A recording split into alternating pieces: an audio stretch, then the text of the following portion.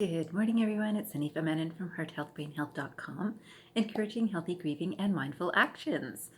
Today, my contemplative time this morning has been all about the clients that I'm seeing regularly that I hear a lot about a sense of lack, right? So something that is missing, something that's not enough. And this is so often where the human mind will go.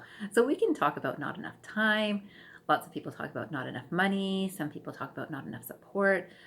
Some people will say about not a good experience in any way. So whether it's work or personal, there's something not enough. And so this is what's called a lack mentality. And so I came across this quotation which says this. It says, investigate the experience of your own personal consciousness, and you will see how nothing can ever truly be missing from the intimacy of your present moment awareness. This sense of lack from which all unhappiness grows is entirely unreal. The present moment is already perfect and complete. Now, wow, that's a big statement, right? So this is already complete. And really, in this moment, as you're listening, do you notice anything missing? And if you say yes, it's because you're allowing your mind to go into, well, this is missing, but not in this moment, right? So in this moment, even if you're thinking about not enough money or not enough happiness, in this moment, you're as happy as could be, no? And in terms of not enough money, it's not changing this moment. It's not changing what you're affording in this moment, right? So in this moment, everything is complete. And this is something that I talk about regularly with clients with brain retraining, because so often our minds will pull us into directions that aren't actually happening in this moment. And as you know, this moment is everything.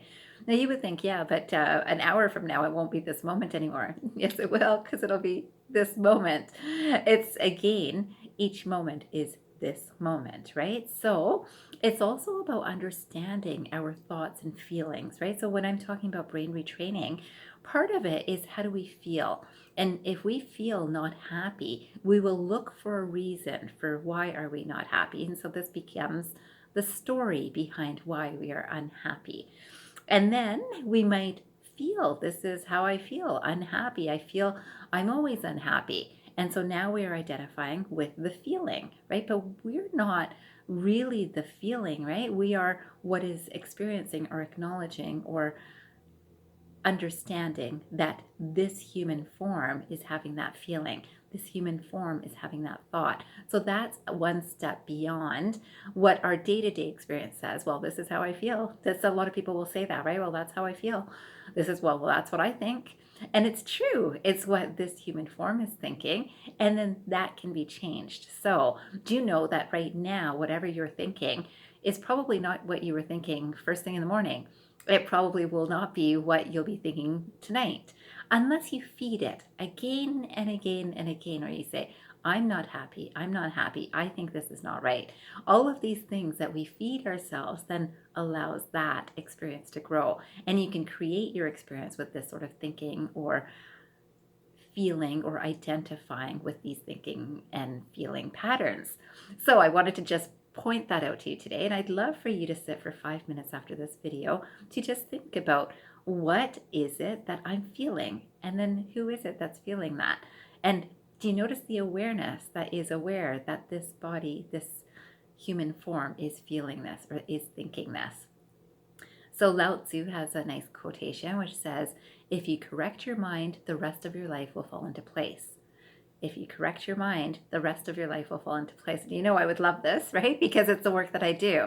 And it's true. And it does take what I guess Eckhart Tolle and Kim Eng would classify or have previously classified as a mindful vigilance, because really our mind likes to pull us in all sorts of different directions.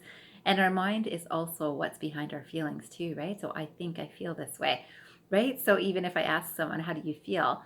I feel this. How do you know? Because that's how I think. I feel it. I can think it, right? So again, we become identified with the mind, and brain retraining, of course, benefits this.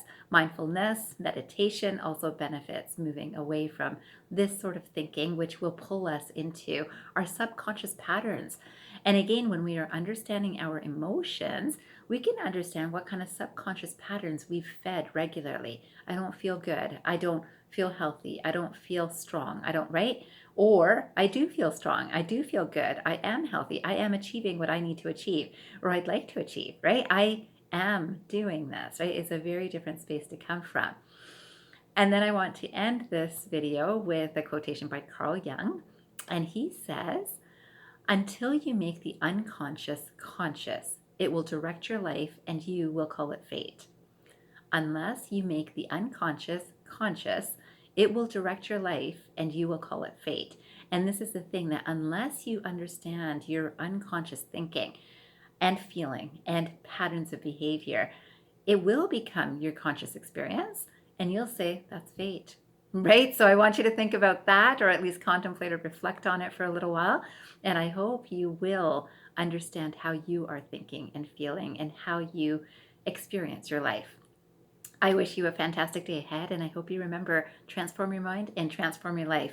Have a great day, everyone.